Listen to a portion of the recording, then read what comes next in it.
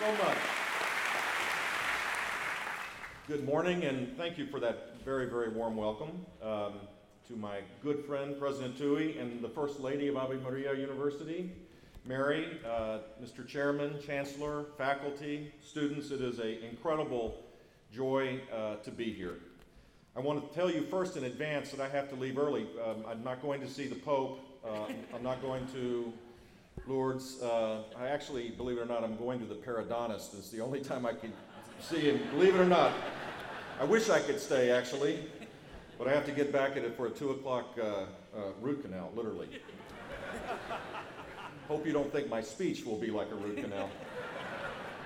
Tom, as a Floridian, I'm incredibly pleased that Ave Maria is located here in the Sunshine State.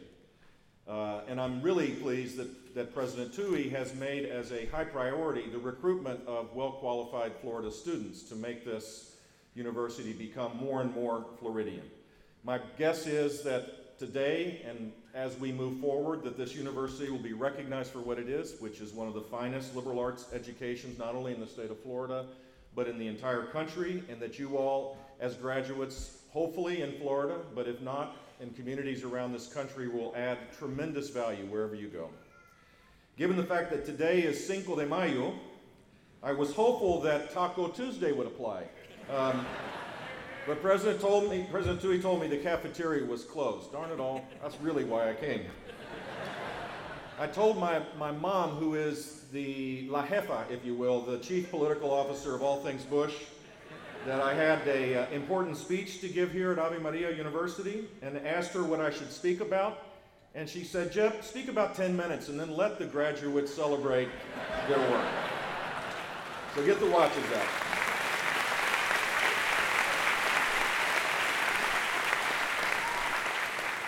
I too want to acknowledge the patience and hard work of the parents and caregivers here today, without whom this day would not have been possible. Long before you reached this campus, there were thousands of readings of Goodnight Moon, hours of drills through multiplication tables, hundreds of repetitions of Spanish verb conjugations, and of course, millions of miles of driving to practices and music lessons and tutorials. These were acts of sacrifice and love. And so to the parents and others who made this day possible, let us say a special thank you and show our gratitude, not just with applause, which you've already done, but with emulation. What they did seem to some ordinary, expected, just part of being a parent, but it was extraordinary. In our time, sadly, it is increasingly rare. And I say this with tremendous admiration, but also with a touch of sadness, because we know today, in today's America, that the ordinary sacrifices and duties of life and family are being taken up by fewer and fewer people.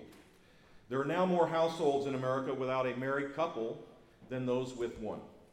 Marriage as an institution is collapsing in increments maybe not discernible to the naked eye because we don't watch this and focus on it, but it is collapsing. And the great blessing of being raised in a household by a loving and legally bound father and mother is no longer the majority in our country. The percentage of children born to an unwed mom now stands at 41% in the United States. Roughly 30 years ago, the number was 20%. The cost of these trends in human context are real. A child raised outside of a traditional definition of a family is much less likely to perform at grade level in school. He or she is much more likely to have emotional and psychological problems throughout their lives. He and she is at a greater risk of dropping out of school and ending up in jail. He or she is much less likely to reach a day like this. And perhaps most upsetting, he or she is more likely to have children out of wedlock themselves. This crisis within our culture exacts another cost. It's an economic cost. Bearing witness to this is Charles Murray, a scholar of the First Order. He has written a book called Coming Apart, and I recommend it highly, but beware of being depressed when you read it. Murray is a modern prophet armed with the tools of sociology and statistical analysis. Murray looks at upper middle class white families in elite suburbs and white lower middle class families in working class urban neighborhoods as the basis of this book. And over the past 5 decades, while those living in the elite suburbs have retained their prosperity and even added to their social capital, the working class whites have slid off the shelf of the American dream. The explanation Murray gives is simple. One group, the elite suburbanites, continue to marry at high rates. They continue to raise children in two-parent households.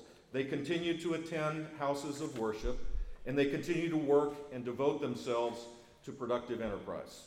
Those in the working class neighborhoods followed the opposite path. Marriage rates declined, childhood out of wedlock rates rose, religious observance has dropped, and the rates of male workforce participation has plummeted. To Murray, the lesson to be drawn is unmistakable. And for you here today, that lesson is real as those in your classrooms. The lesson is this: morality and success are not coincidental, but causative. Being good leads to good things, and not following a moral code leads to bad. The absence of core moral structures, a family of two parents, working together to love their children with all their heart and all their soul, belonging to and participating in a house of worship, all these things are all essential to the success of a family in modern America. And I would argue they have been essential to success throughout human history.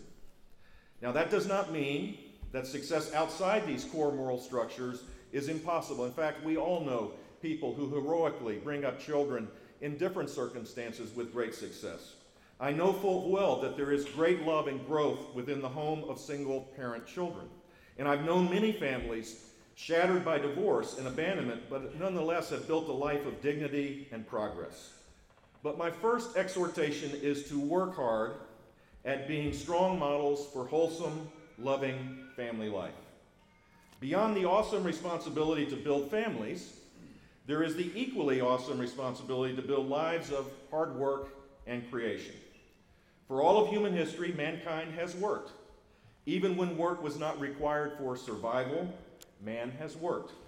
And while the word work and labor have negative connotations, let me say a few words of praise for them. I love to work. I feel better now that I've said it. I have been lucky to have found multiple things that I do, and I really enjoy doing it. And sometimes people are actually willing to pay me to do it, which gives me joy. I can think of no better place than in America to enjoy this blessing of work.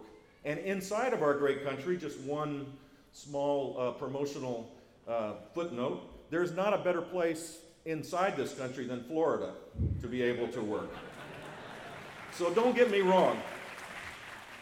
You're looking at me like, this guy is really old and crazy thinking that work is such an important thing. Look, I love my weekends. I love being with my granddaughter. There are joys outside of work that are important.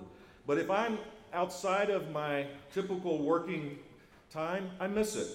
When I'm on task and producing, I do not sense the ticking of the clock. It gives me great delight. And I can tell you that I've known thousands and thousands of men and women who feel the same as I do. There's devotion and joy in work. President Toohey found it providing dignity to the infirmed and the aged. A bricklayer finds it in the steady work of building a perfectly squared wall. A musician finds it in the creation of original and beautiful music that brings tears to our eyes. All of those things require the sacrifice of time and energy and effort. And not all lead to personal wealth. Most don't. Wealth is but a crude measure of the joy one receives from work. Our faith recognizes the world of work as essential.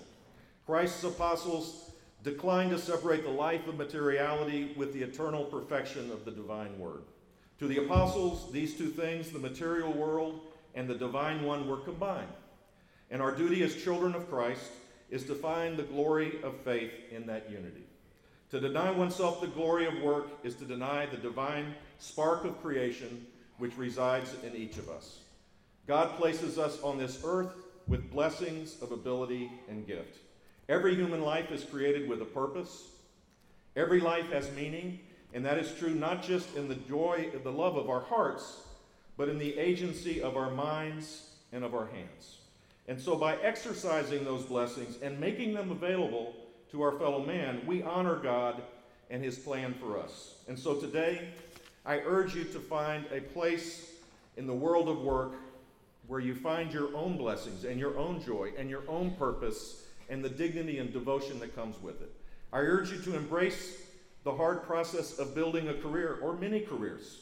And this process is no less challenging and no less rewarding than the hard work of building a marriage and a loving home. I urge you to respect the work of others, no matter what their skill or station. And finally, I urge you to see work not as an escape from your duties elsewhere, at home or in the church. Rather, your devotion to work should be as one with your devotion to your family and community. For me, and I hope for you, the world of work will be one of many blessings that will sustain you through all of the challenges that life inevitably presents. And know that in your work, God is with you and God loves you, and congratulations. I love you too.